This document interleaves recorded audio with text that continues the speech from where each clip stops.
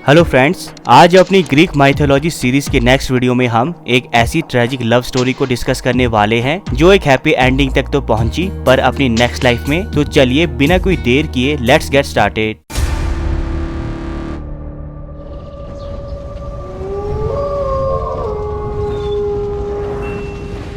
Greek mythology के इतिहास में वैसे तो बहुत से महान गायक और गायिकाएं हुई, पर कोई भी ऑर्फियस के जितनी प्रसिद्धि को हासिल नहीं कर पाया। ऑर्फियस ग्रीक गॉड अपोलो और म्यूज कैलियोपी का बेटा था, जिसे अपने ग्रेट पेरेंट्स से मेलोडियस वॉइस और आउटस्टैंडिंग म्यूजिक का गिफ्ट मिला हुआ था। ऑर्फियस का म्यूजिक इतना मेलोडियस था कि इससे न सिर्फ ह्यूमंस बल्कि एनिमल्स और यहाँ तक कि प्लांट्स भी झूमने लगते थे। एक अच्छा सिंगर होने के साथ साथ ऑर्फियस काफी करेजियस वॉरियर भी था, जिसने आर्गनॉट्स को उनकी जर्नी में ज्वाइन किया था। अपने इस जर्नी के बाद ऑर्फियस की मुलाकात यूरिडाइस से हुई, जो कि इतनी ज्यादा ब्यूटीफुल थी कि उससे ऑर्फियस को प्यार हो गया। दोनों एक दूसरे को बहुत पसंद करने लगे और दोनों ने अपने इस प्यार को शादी से मजबूत करना चाहा। शादी की तैयारियां बहुत जोरों शोरों से चल रही थी कि तभी एरिस्टियस द बीप कीपर ने यूरिडाइस पर हमला बोल दिया। वो उसके साथ जबरदस्ती करने लगा। अपने आप को उससे बचाने के लिए यूरिडाइस भागी, पर बदकिस्मती से यूरिडाइस का पैर एक जहरीले सांप पर पड़ गया, जिसने यूरिडाइस को डस लिया। सांप का जहर इतना डेडली था कि कुछ ही पलों में यूरिडाइस की मौत हो गई। ऑर्फियस को जब इस घटना का पता चला तो वो दुख से भर गया। उसके गीतों में अब वो खुशी और मजा खत्म हो गया। अब वो दर्द भरे गीत गाने लगा। यूरिडाइस के बिना उसे अपनी जिंदगी का हर पल मौत जैसा लगने लगा। इसलिए वो ज्यूस के पास गया और उसने यूरिडाइस को वापस जिंदा करने की ज्यूस से रिक्वेस्ट की,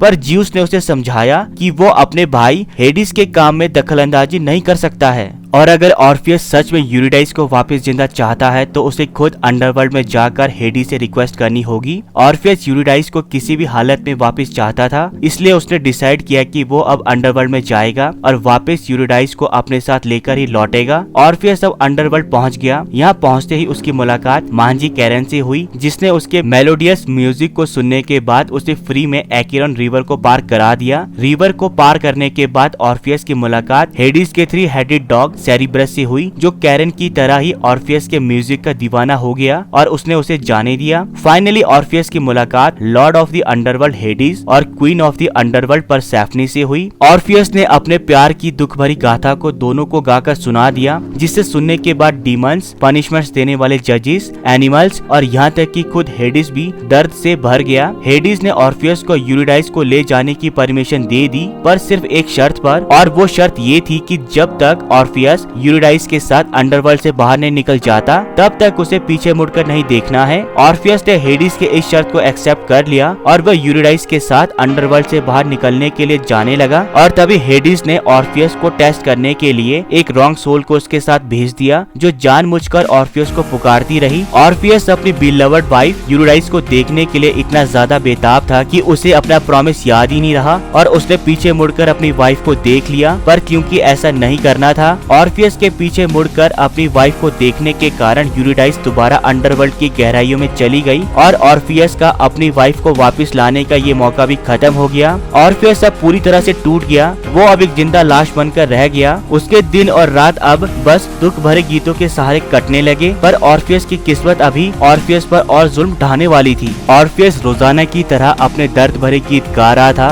कि तभी उसके गीतों से आकर्षित होकर डायनोसिस की हाई प्रीस्टेस मीनेट्स का एक ग्रुप उसके आसपास जमा हो गया। ये मीनेट्स वाइल्ड वुमेन्स थी जो अय्याश किस्म की थी। ये ऑर्फियस को जबरदस्ती अपना बनाना चाहती थी, इसलिए इन्होंने ऑर्फियस को परेशान करना शुरू कर दिया। ये कभी ऑर्फियस पर पत्थर फेंकती या फिर उसके म्यूजिक को दबाने की कोशिश करती। आखिरकार इन मीनेट्स ने ऑर्फियस को मौत के घाट उतार दिया और उसकी चीजों को नदी में फेंक दिया। इतने महान गायक के म्यूजिकल इंस्ट्रूमेंट को एक म्यूज ने पानी से निकालकर उसके सम्मान में तारामंडल लायर बना दिया। ऑर्फियस की डेथ पर प्रकृति का कोना कोना रो रहा था, पर कोई भी इसमें कुछ भी नहीं कर सकता था क्योंकि यही ऑर्फियस की नियति थी। तो दोस्तों, ये थे ऑर्फियस और यूरिडाइस, जिनके बारे में ऐसा कहा जाता है कि ह्यूमन लाइफ में ना सही पर मौत के बाद अंडरवर्ल्ड में ये दोनों एक दूसरे के हो गए और वहीं एक दूसरे के साथ एक नई जिंदगी जीने लगे। अभी के लिए इस वीडियो में इतना ही। मिलते हैं अपनी नेक्स्ट वीडियो पर। And please please please subscribe my channel ताकि हम एक वंडरफुल कम्युनिटी डेवलप कर सके। तब तक के लिए गुड बाय। मिलते हैं अपने नेक्स्ट वीडियो।